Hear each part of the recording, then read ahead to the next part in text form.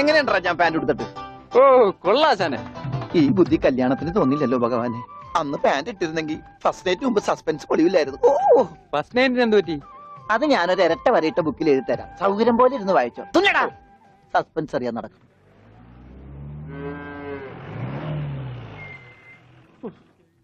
ഇതിനൊരു സിബ് പിടിപ്പിച്ചിട്ട് വരാം. വേഗം വരണം.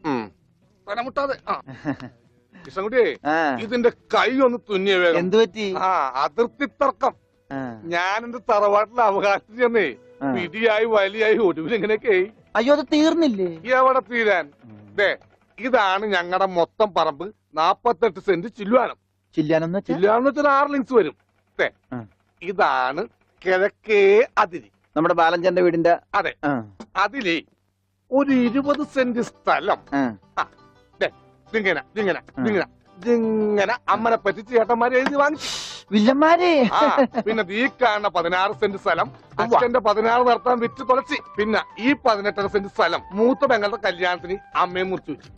അത് പെങ്ങളുടെ കല്യാണത്തിനല്ലേടോ? അവിടെ എഴുതേ അത് കേസിൽ കിടന്ന പറമ്പാണ്. അതെ ഇനി ഞാനും 2 പെങ്ങന്മാരുണ്ടേ. പെങ്ങന്മാർ ഇനിയുണ്ടോ? തന്റെ പെങ്ങന്മാരെന്താണ് പറമ്പ് നിറഞ്ഞു നിൽക്കണ?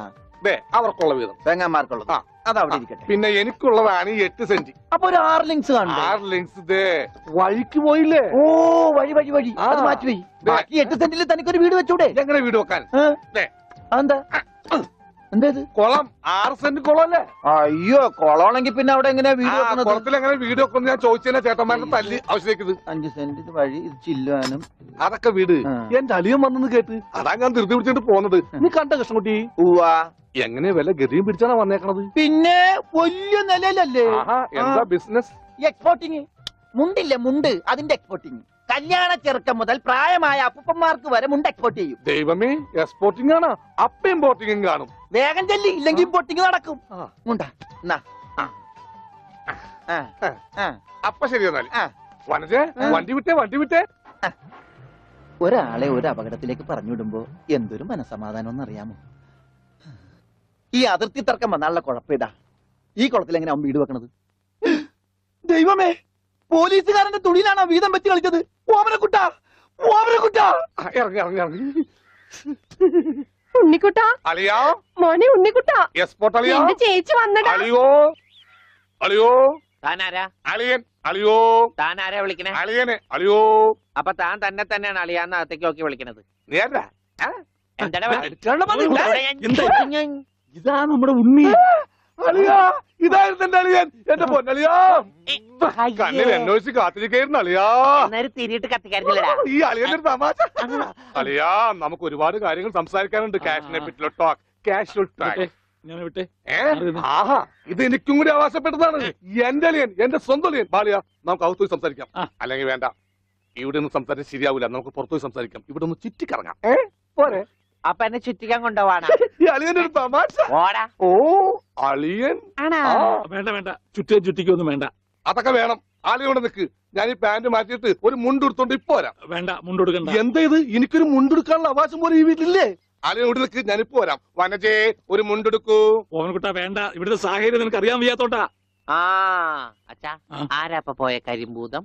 അത് നിന്റെ ചേച്ചിയുടെ ഭർത്താവാ, വനജയുടെ. ആരാ ഈ വനജ? എന്നാലും എന്റെ മോനെ, നീ മഞ്ചേച്ചിയുടെ പേര് പോലും മറന്നു പോയല്ലോടാ. നീ വല്ലാതെ ക്ഷീണിച്ചു പോയി. അത് നീ തടിച്ചതുകൊണ്ട് തോന്നണതാ. ഇവിടുത്തെ അമ്മയുടെ ഭക്ഷണം ഒന്നും നിനക്ക് പിടിക്കണ്ടാവില്ല. അതുകൊണ്ട് മഞ്ചേച്ചിയുടെ അടുത്തേക്ക് പോന്നോളൂ. പിന്നെ നിന്റെ മുണ്ട് എക്സ്പോർട്ടിന്റെ ബിസിനസിന് ഇവിടത്തെക്കാളും നല്ലത് അവിടെയാ. അതുകൊണ്ട് മോനങ്ങോട്ട് പോന്നോളൂ.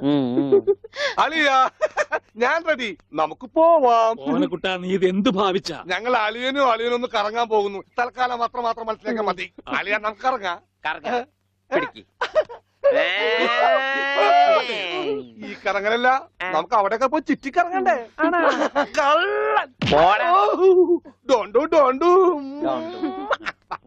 ഓമനക്കുട്ടാ വേണ്ട, ഞാൻ പറയുന്നു. ബിസിനസ്സിൽ നമ്മൾ ഓരോ അടിയും സൂക്ഷിച്ചു വെക്കണം. അയ്യോ, ആരുമില്ല. സ്വന്തം തന്ത വരെ പിന്നിന്ന് കുത്തു.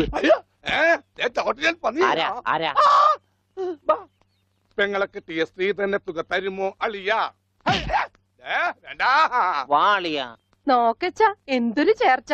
ഒരമ്മ പെറ്റ ആളിയന്മാരാണെന്നേ പറയൂ.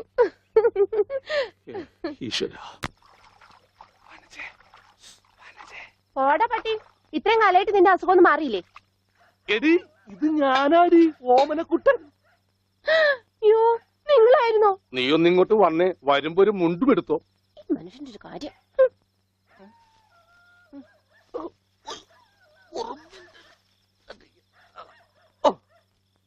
ദാ.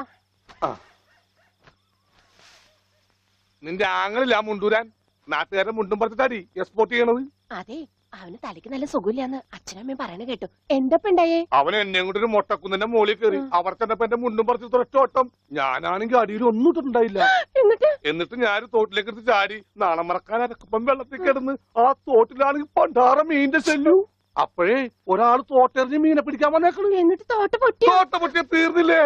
ആ തോട്ടക്കാരനെ പറഞ്ഞവിടെ ഞാൻ പെട്ട പാട്. എന്താ ഈ കേക്കണേ? അതെ, ആ. ഞാൻ ആദ്യം വനജയെന്ന് വിളിച്ചപ്പോ നീ ആരാണെന്നാ വിചാരിച്ചത്? അത് ഞാൻ വിചാരിച്ചത് പട്ടിയാണെന്നാ. പട്ടിയൊക്കെ നിന്നെ വനജയെന്നാ വിളിക്കാറ്? ചില പട്ടികളൊക്കെ എന്നെ അങ്ങനെയാ വിളിക്കാം. ഓഹോ, ആ അയ്യോ, കുട്ടിക്കാലത്തെ ശീലമൊന്നും അവന് ഇനിയും മറന്നിട്ടില്ല. എന്റെ വിരലെ കടിച്ചെന്നേ. കുറുമ്പ്, എന്തൊരു കുറുമ്പാ ഇത്? കുറുമ്പൊന്നുമല്ല, എനിക്ക് ഇഷ്ടമല്ലാത്തതാണെങ്കിൽ ഞാൻ കടിക്കും. എനിക്ക് ചോറ് വേണ്ട. ചോറ് വേണമെങ്കിൽ അവർ എന്താ ഇഷ്ടമുള്ളത് ഉണ്ടാക്കി കൊടുക്കുക. നിനക്ക് പിന്നെ എന്താ വേണ്ടേ? Bread toast. Bread toast. അയ്യോ, അതെന്ത് കുന്ത്രാണ്ടോ? എനിക്ക് അത് മതി. അതമ്മ നാളെ ഉണ്ടാക്കി തരാം മക്കളെ. ഇപ്പൊ ഈ ചോറ് എനിക്കിതൊന്നും വേണ്ട. ഇപ്പൊ ഇത്തിരി ചോറുണ്ട്. എനിക്ക് അതൊക്കെ bread നാളെ toast ഉണ്ടാക്കി മതി. തരാം നമ്മ പറഞ്ഞല്ലോ. Bread toast. നാളെ ഉണ്ടാക്കി. എനിക്ക് ചോറ് വേണ്ട. എന്തിന്? ഉണ്ണി വലിച്ചെറിഞ്ഞ ചോറാ. ആഹാ, ഞാൻ വിചാരിച്ചെന്റെ തലച്ചോറ് പുറത്തേക്ക് ഒന്നാണെന്ന്. അതിന് തലയ്ക്കകത്ത് അത് ഉണ്ടെങ്കിലല്ലേ പുറത്തേക്ക് വരാം. ഓഹോ, അതെന്തെങ്കിലും പുറത്തേക്ക് വരൂ. നാളെ ഇനിയും ഉണ്ടാക്കി ചോറ് തരാം ഞാൻ മക്കളെ. എന്ത് പണിയാ ചോറ് മോനെ വലിച്ചെറിയേ. കാണിച്ചേ? Bread toast. എന്താ ഉണ്ണേട്ട രാത്രിയിൽ ഇങ്ങനെ ബഹളം ഉണ്ടാക്കുന്നേ? ദാ കണ്ടോ, ബ്രെഡ് രാത്രി ഞാൻ ടോസ്റ്റ്. എവിടെ പോയി ഉണ്ടാക്കാനാ? അമ്മ വിഷമിക്കണ്ട. റൊട്ടി ഇരിപ്പുണ്ട് അവിടെ. ആ ഉണ്ട്, വെണ്ണയോ? അതും ഉണ്ട്. എന്നാ ഇപ്പൊ ഉണ്ടാക്കി തരാം കേട്ടോ ബ്രെഡ് ടോസ്റ്റ്. ആ അമ്മിക്കുട്ടി,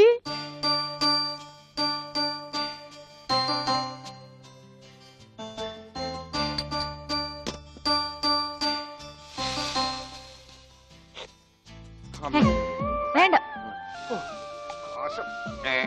ആ റൊട്ടി കഞ്ഞിയിൽ മുക്കി തേച്ച് വടി പോലെ ആക്കിക്കൊടു. എന്നിട്ട് വേണം അത് വെച്ച് അടിച്ചെന്നെ നിറകം തന്നെ പൊട്ടിക്കാൻ. നിക്കട്ടാ, ഇപ്പൊ തന്നെ പൊളിക്കാട്ടാ. ദൈവമേ, ഭ്രാന്തന്മാര് പറഞ്ഞതാ. റൊട്ടി സ്ത്രീട്ട് തരാനാണെങ്കിൽ മോൻ എന്നോട് പറയായിരുന്നില്ലേ? ചേച്ചി ഇട്ട് തരായിരുന്നില്ല റൊട്ടി. ഓടി പട്ടി. ഓ, വിളിച്ചോ? ഇതാ വരണേട്ടാ. വേണ്ട വേണ്ട വേണ്ട. ബ്രെഡ് ടോസ്റ്റ് എനിക്കിഷ്ടായി. ആശുപത്രി കൊണ്ടുകൊണ്ട് വരുമെന്ന് എല്ലാരും പറയണേ.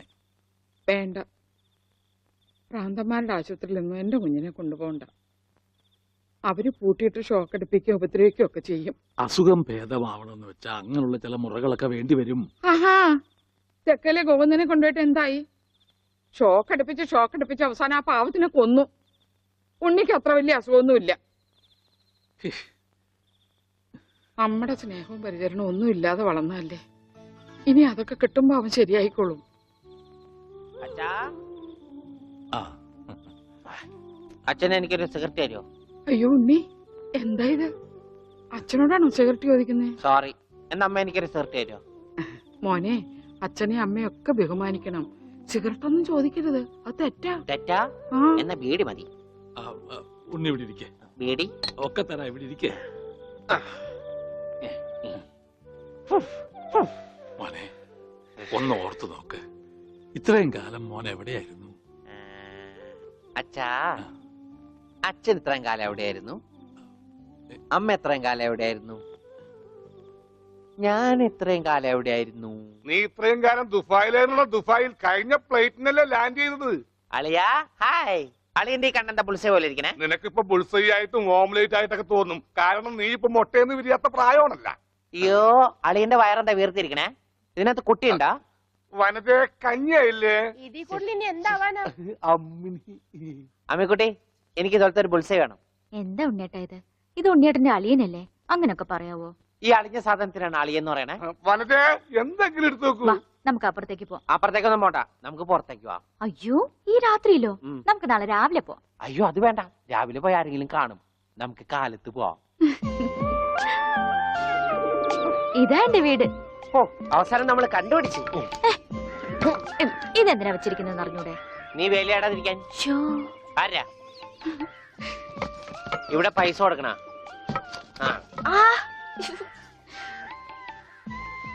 മാറി.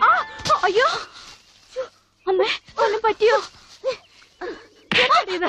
ഞാനല്ല. ആരാ വന്നിരിക്കുന്ന നോക്ക്. പറഞ്ഞിട്ടില്ലേ ആരാ വന്നേക്കണേ നോക്കണി. നോക്കാം.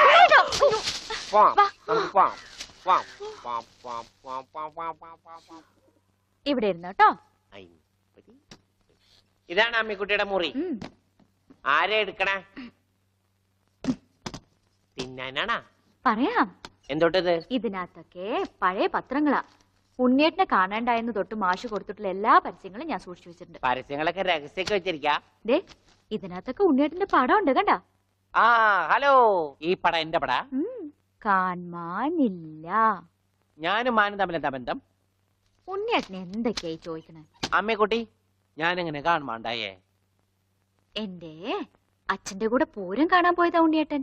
അപ്പൊ അവിടെ അച്ഛനെ കാണുമാണ്ടായ? ഉണ്ണിയേട്ടനെ കാണാണ്ടായ പിന്നെ അച്ഛനും കൂടെ വന്നിട്ടില്ല. ഇപ്പൊ എവിടെയാണെന്ന് ആർക്കും അറിഞ്ഞൂടാ. ആരാ അമ്മക്കുട്ടിയുടെ അച്ഛൻ?